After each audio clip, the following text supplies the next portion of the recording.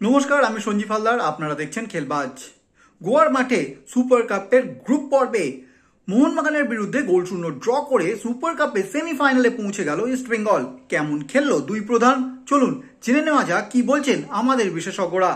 দেখো, ম্যাচ কেমন দেখলাম, বড় কথা হচ্ছে যে আমি আগের দিনই বলেছিলাম যে এই যে মলিনার টিম নিয়ে পরীক্ষা নিরীক্ষা, টিমটার মধ্যে কোনো সেট আপ তৈরি হয়নি, টিমটার মধ্যে আন্ডারস্ট্যান্ডিং বলে কিছু নেই। ফার্স্ট হাফটা তো পুরো ইস্টবেঙ্গল চড়ে খেললো, মোহনবাগান শুধু ডিফেন্স করে, ইস্টবেঙ্গল গোলে বলই এলো না, সেইভাবে ডিফেন্সের ওপর প্রেসারই পড়লো না। মাঝমাঠ মোহনবাগান ধরতেই পারলো না। বারবার যেটা বলছি, মাঝমাঠে স্ক্রিনিং এর ভীষণ অভাব।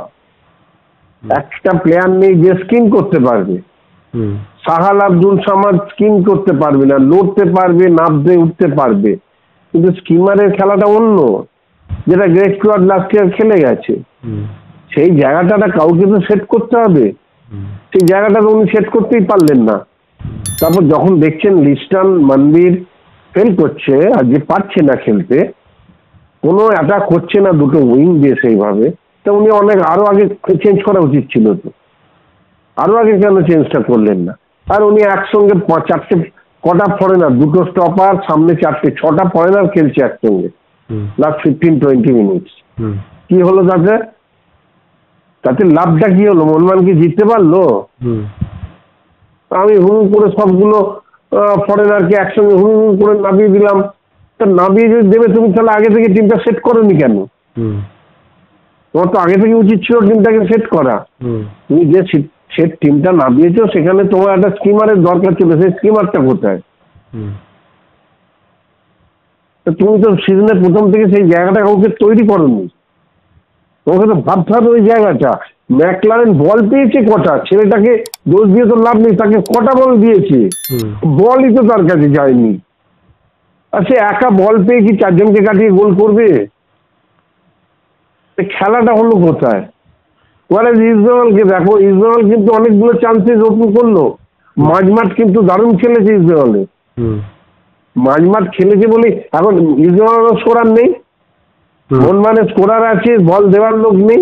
ইস্টবেঙ্গলের স্কোরার নেই, বল দেওয়ার লোক আছে। এই হামার ছেলেটা 2-3টে চান্স পেয়েছিল, বিভিন্ন একটা হেড বারে লাগলো। বেটার চান্স পেয়েছে ইস্টবেঙ্গল, অনেক বেটার চান্স পেয়েছে, বেটার ফুটবল খেলেছে, গোলটা করতে পারেনি। ওই একই প্রবলেম। আমি বারবার বলছি যে গোল করার লোক নেই ইস্টবেঙ্গলে, গোল করার লোক দরকার। তাহলে মাঝমাঠ থেকে বাসির বা মিগুয়েলকে গিয়ে গোল করতে হবে, সেটা সম্ভব না। একটা ছেলে স্কিম করবে আবার গিয়ে গোল করবে, সেটা তো সবসময় সম্ভব নয়। মাঝে মাঝে হয়ে যাবে, কিন্তু টোটাল টিমের একটা এফেক্ট আছে। তো টোটাল টিমের একটা আন্ডারস্ট্যান্ডিং এর, কোঅর্ডিনেশনের ব্যাপার আছে মাঝমাঠের প্লেয়ারদের। সেটা ইস্টবেঙ্গলের মধ্যে ছিল, আজকে মোহনবাগানের মধ্যে কোনো সময় ছিল না। আমি একটা ছেলেকে দেখলাম না যে ঠিক মতো। তারপর লিস্টন একটু চিন্তা করা উচিত, বৃষ্টি হয়ে গেছে, মাঠ হেভি মাঠ, কাদা হয়ে গেছে, বড় বড় ঘাসের রোড, ওখানে ফাইন ফুটবল হয় না। ও যতবার বল ধরেছে ততবার ওই ফাইন ফুটবল পায়ের তলে দিয়ে গলাবো, তুলে নেবো, হয় না এই মাঠে, হবে না। হচ্ছে না যখন, তাহলে খেলাটা চেঞ্জ করা উচিত ছিল। লিস্টনকে একবারও দেখলাম না বাঁ দিক থেকে ডান দিকে যেতে। উইং এর চেঞ্জেসটা তো হবে। সাপেলটা কোথায় হলো মোহনবাগানের লাস্ট ইয়ারের খেলা? আমি বারবার বলছি, মোহনবাগানের লাস্ট ইয়ারের খেলা এখন তার 20% আমি দেখতে পাচ্ছি না। মোহনবাগানের খেলার কোনো ধাঁচ নেই। হ্যাঁ, একটা সেটে খেলে, সেটটা তৈরি করেছে বলে আইপি শিল্ডেও দেখেছি, একটা সেট ছিল মোহনবাগানের। ফুটবল খেলেছিল, কিন্তু মোহনবাগানের একটা সেট ছিল, যে ওই জায়গাটা গিয়ে ইস্টবেঙ্গল আটকে যাচ্ছে। কিন্তু আজকে তো সেই সেটটাও তো ছিল না। মাঝমাঠে সেই বাঁধনিটা কোথায়? মাঝমাঠে বাঁধনি নেই, যেটা বরাবরের হয়। মোহনবাগানের মাঝমাঠে 2-3জন থাকে, দুদিক দিয়ে দুটো উইং অপারেট করে, মধ্যখানে একটা স্ট্রাইকার থাকে, হয়। কিন্তু সেই খেলাটা কোথায়? খেলতে পারলো না তো। আমি অনেকদিন আগেই বলেছি, আমি গত বছরের শেষ থেকেই বলছি যে পেট্রাকোস তো বটেই, কামিন্স টু সাম এক্সটেন্ট, কামিন্সকে সেই জায়গায় যদি কোচ ফিট করতে পারেন, কামিন্সের যে খেলাটা আছে, অন্তত আমার ফুটবল বুদ্ধিতে যেটুকু বলে, কামিন্সের যে খেলাটা এখনো আছে সেটাকে ইউটিলাইজ করা যেতে পারে, সেটা কোচের উপর ডিপেন্ড করছে। বাট পেট্রাকোস নো মোর, পেট্রাকোসের আর কিছু দেবার নেই, হবে না। হবে না, তাকে না বাইয়ে দেখা তো হলো, হবে না। কখন একটা ফাটকা করে দেবে। আর পেট্রাসোসকেও আজকে দেখলাম তোমাকে না বলা হয়েছে গোল করতে, আবার সেই স্টপারের কাছ থেকে এসে বল নিয়ে যাচ্ছে। তো ওর কাজ কি বলে দিয়েছে যে স্টপারের কাছ থেকে এসে বল নিয়ে যাও? যে ম্যাচটা তোমাকে মাস্ট উইন, জিততেই হবে, গোল করতেই হবে, সেখানে তুমি ফরওয়ার্ডে ভিড় বাড়াও, ওখানে লড়াইটা করো। মাঝ মারতে তুমি বল নিয়ে গিয়ে কি করবে? না, আমার এই মনমানের সিস্টেমটা আমার ঠিকঠাক লাগলো না। এই যে সিস্টেমে মনমান ফুটবলটা খেললো, ফার্স্ট টিম ঠিকঠাক আছে, নামিয়েছে, নয় মেনে নিলাম। স্কিমিং এর কথাটা চিন্তা করেননি, ভেবেছেন আগে সব ম্যাচ উঠে গেছে, এটা উঠতে যাবে, হয় নরম ভাবে। কিন্তু চেঞ্জেস গুলো তো ঠিকঠাক হবে। কিন্তু চেঞ্জেস তো মনবীর বা কোলাসো হচ্ছে না, ওখানে তুমি হাফ টাইমের পরে চেঞ্জ করে দাও, প্রেশারটা রাখো দোকানে, নামিয়ে দাও অপশনকে। পারুক না করুক, ফরেনারের একটা ওয়েট আছে, সেই ওয়েটটা যদি কাজ করে তোমার তো কিছু করার নেই। আর তো কিছু করার নেই। ইভেন তুমি ডান দিকে মানবীর নেই, তো সোহেল ভাটকে নামাও, ছেলেটা আন্ডার-23 ইন্ডিয়া টিমে ভালো খেলে এসছে, তো সেই ছেলেটাকে একটু দেখো না, চেষ্টা করে। তাহলে তুমি সব নাম করা হুড়ু করে একসঙ্গে 4টে প্লেয়ার নামিয়ে দিবে, যাকে পারলে ধরে টপ নামিয়ে দিবে। দেখো এখনো পর্যন্ত অপশন সেই জায়গায় নেই। ডেফিনেটলি ভালো খেলেছে, বাংলাদেশে ভালো খেলেছে বলেই তো ওকে নিয়েছে। কিন্তু যে বাংলাদেশে যে ফুটবলটা খেলেছে অপশন, এখানে আমি দেখিনি বাংলাদেশে কি ফুটবল খেলেছে, এটুকু শুনেছি। তবে আমাদের এখানে কিন্তু অপশন সেই ফুটবলটা এখনো খেলতে পারছে না।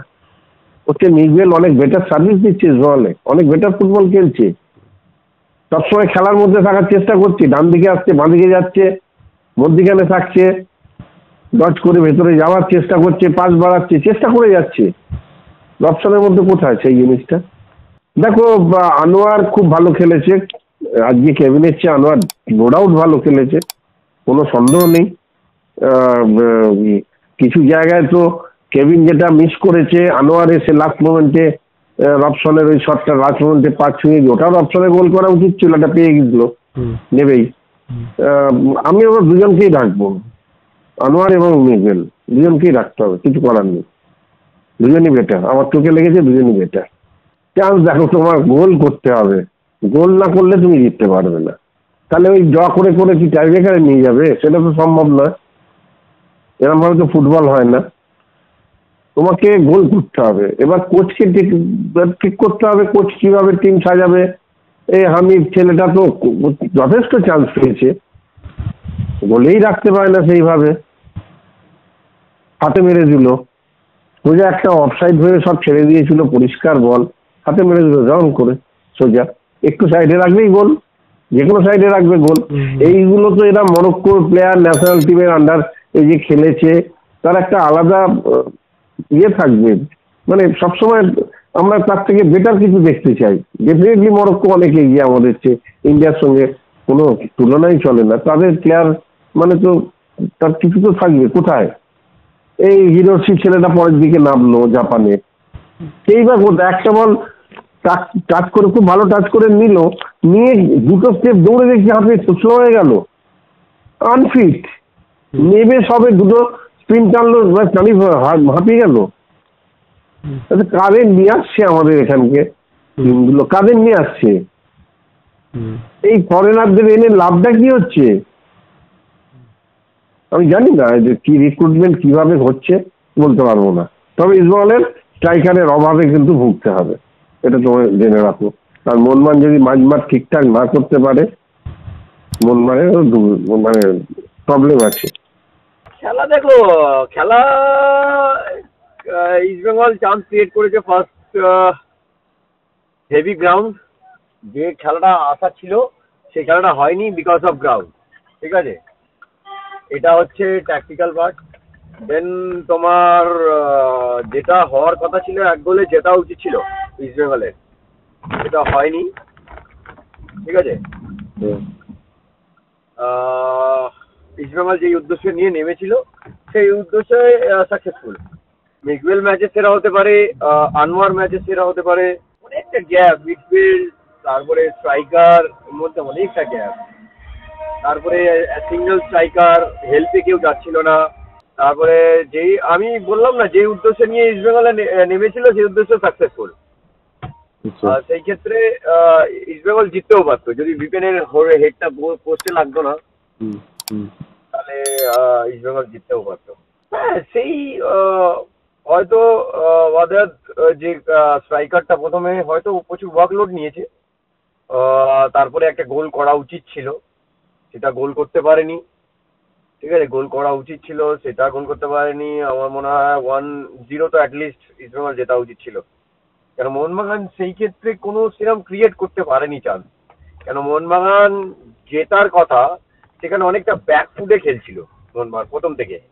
মানে যে কথা প্রথম থেকেই দেখে মনে হচ্ছিল মানে খুব মানে বডি ল্যাঙ্গুয়েজ মানে অতটা মানে খিদেটা, জেতার খিদেটা সেইটা কিন্তু মোহনবাগান টিমে দেখতে পাইনি আমি। এটা প্রথমেই আমি বলেছিলাম, হয়তো আমার সাথে অনেকে এগ্রি হয়নি, কিন্তু আমি প্রথমেই বলেছিলাম মোহনবাগান কিন্তু ফিটনেস প্রবলেম করবে। এটা কিন্তু তুমি দেখো রবিনকে পরে নামাচ্ছে বিকজ অফ ফিটনেস।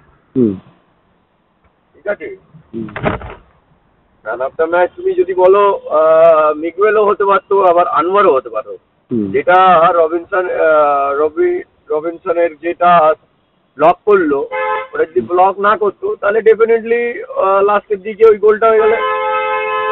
আনোয়ার অনবদ্য খেলেছে ডিফেন্সে। তো এই মানে যেই খেলাটা হওয়ার কথা ছিল বিকজ অফ গ্রাউন্ড হয়নি, কিন্তু যেটা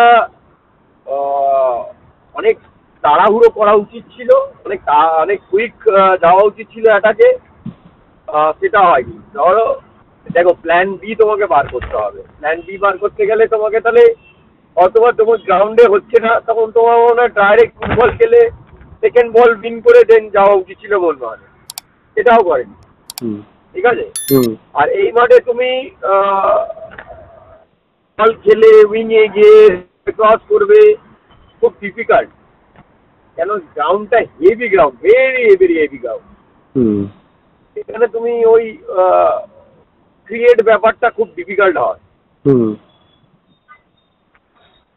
তার জন্যই আর কি সেই এমার্জেন্সি দেখাতে পারেনি মোহনবাগান টিম।